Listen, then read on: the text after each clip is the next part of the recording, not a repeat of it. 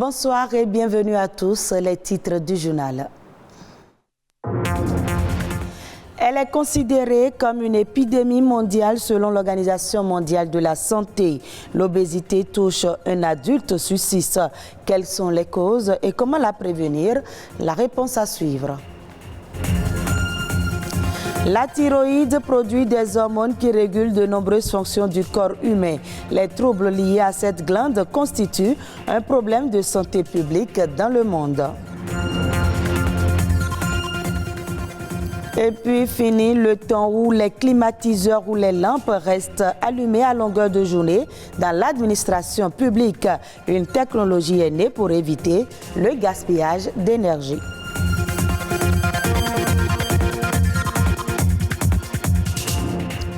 Ce 11 avril est dédié à la maladie de Parkinson, une journée en mémoire du docteur James Parkinson. Ce médecin britannique est en effet le premier à avoir décrit les symptômes de la maladie en 1817.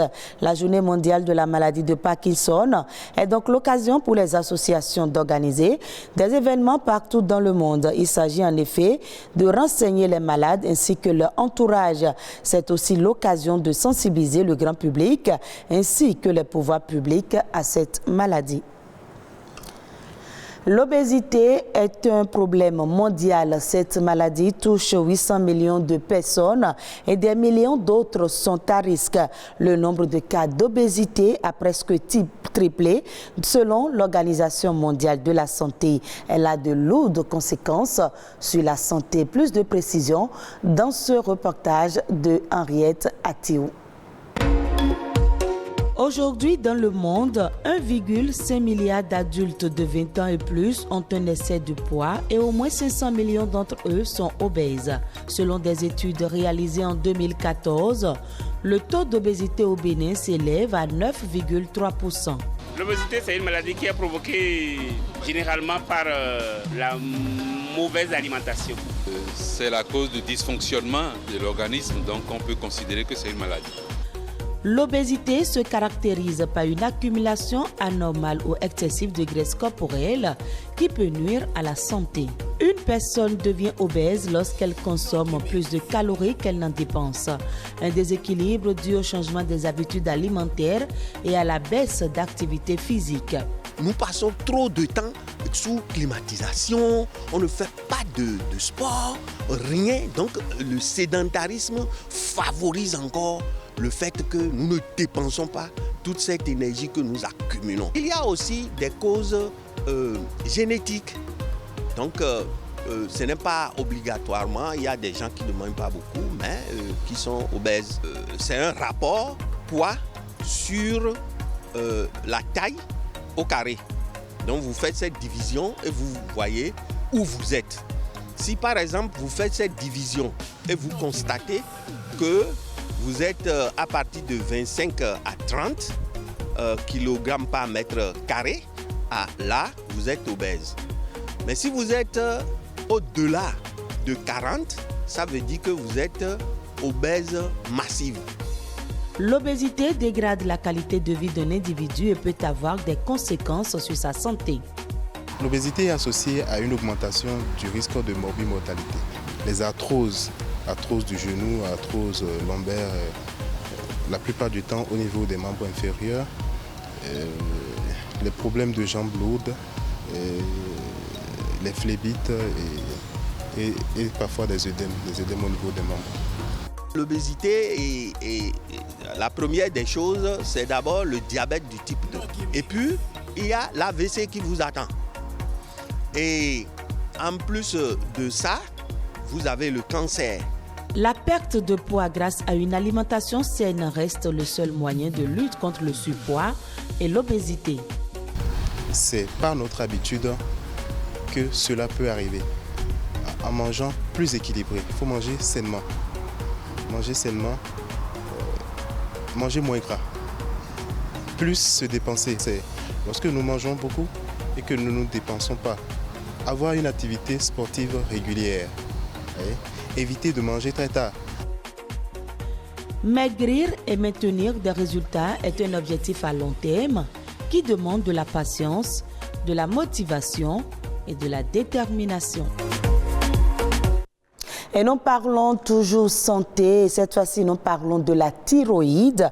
C'est une glande dont la petitesse contraste avec le nombre d'organes qu'elle commande dans notre organisme. Sa mission est délicate, produit des hormones qui régulent de nombreuses fonctions du corps humain. Les troubles liés à cette glande constituent un problème de santé publique dans le monde. Les précisions avec Héloïse Winanto.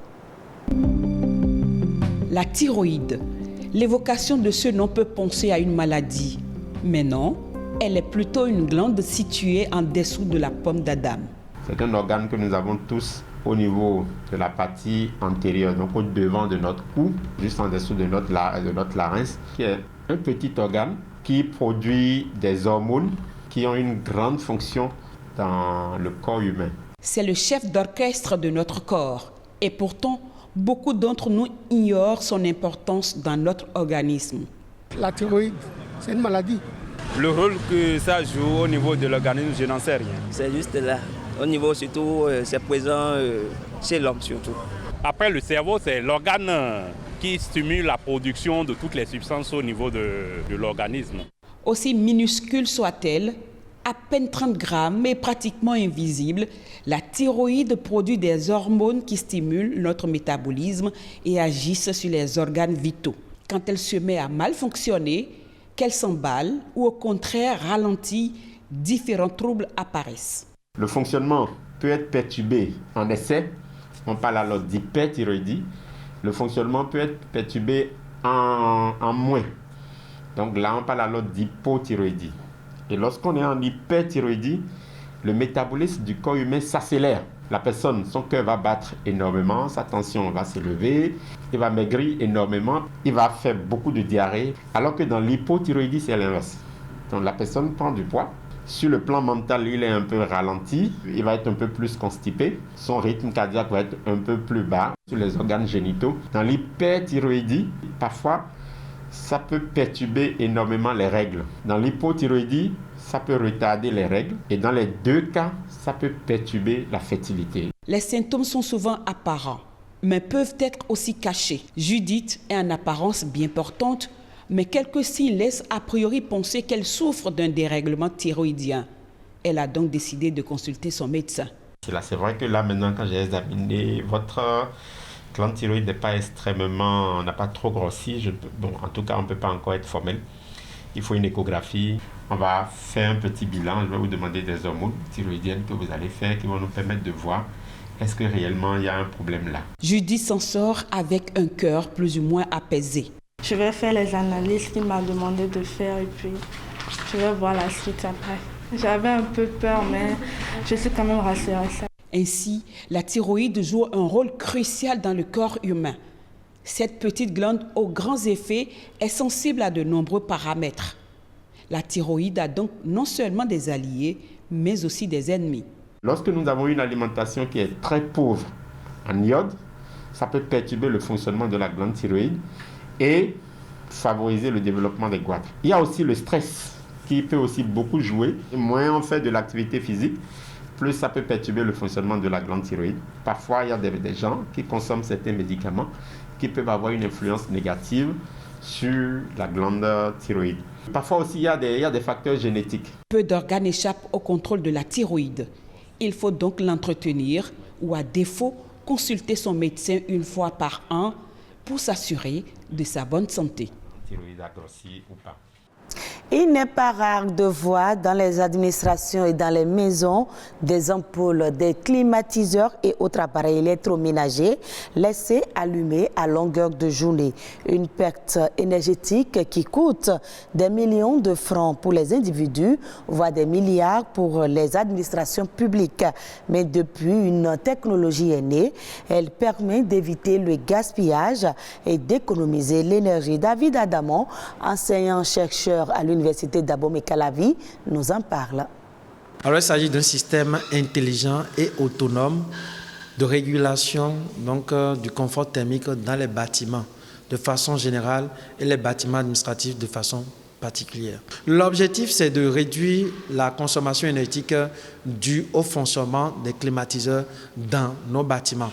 Il y a d'abord les capteurs de présence qui signalent la présence ou non d'un individu dans la pièce.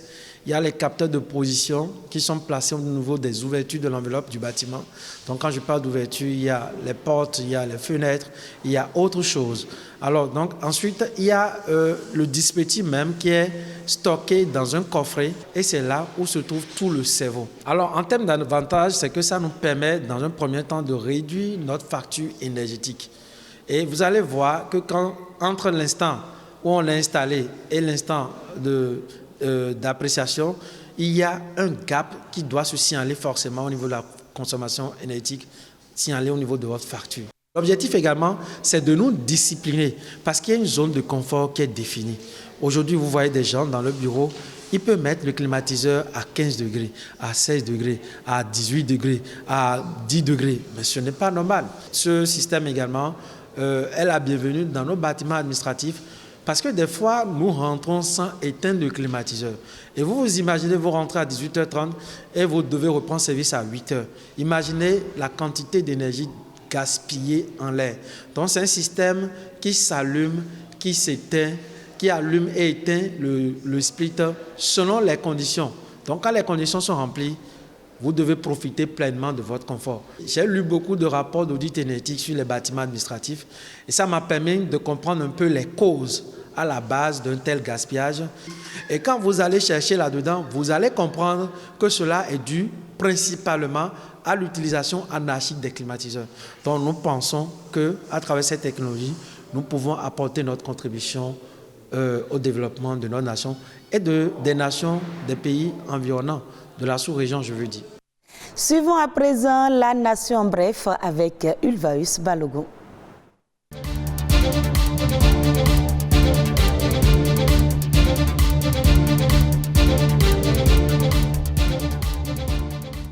Le Bénin facilite la vie aux voyageurs en partance du Bénin pour les pays de l'Union européenne. Selon un communiqué du ministre de la Santé Benjamin Hunkpati, le processus de conversion des carnets de vaccination en passe vaccinal destiné à faciliter l'exercice du droit à la libre circulation au sein des États membres de l'Union européenne est opérationnel. Le communiqué indique donc qu'un voyageur qui désire effectuer la conversion de son carnet de vaccination en passe vaccinal doit se rendre au Palais des Congrès de Cotonou muni de son carnet de vaccination, de sa pièce d'identité et de son titre de séjour.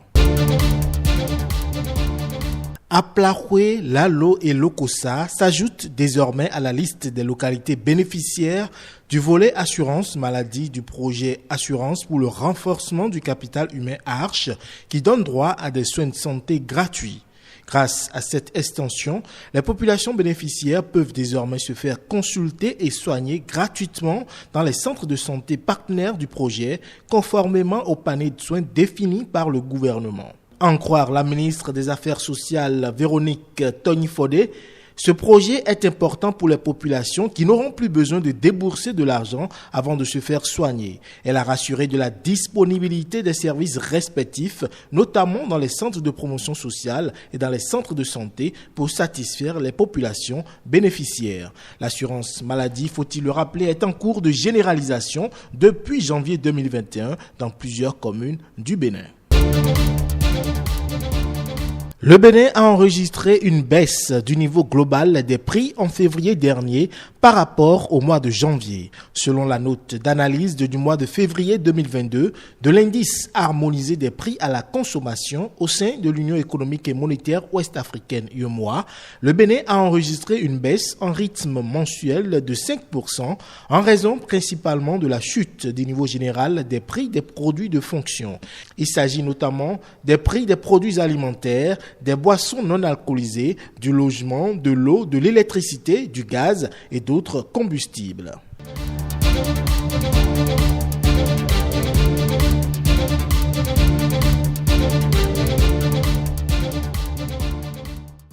Et puis au Cameroun, la production cacaoyère pourrait augmenter de 20% pour la campagne 2022-2023 selon la Société de développement du cacao. Cet espoir tient du fait que de 2019 à 2021, la Sodecao a mis en production de nouveaux vergers, soit 5 millions de plants améliorés. Le Cameroun a engagé depuis quelques années une politique d'appui aux coopératives et exploitants de la filière cacao. Ces mesures permettent d'espérer une hausse de la production lors de la prochaine campagne. Mais malgré cet effort, la Sodecao indique que le Cameroun enregistre encore un déficit de semences évalué à 20 millions de plants par an. Si ce déficit est comblé, le pays table sur une production de 600 000 tonnes de cacao d'ici 2025 et 1,2 million de tonnes à l'horizon 2035. Et c'est la fin de ce journal que vous pouvez suivre également sur le site de l'ORTB, www.ortb.bj. Très bonne suite de nos programmes.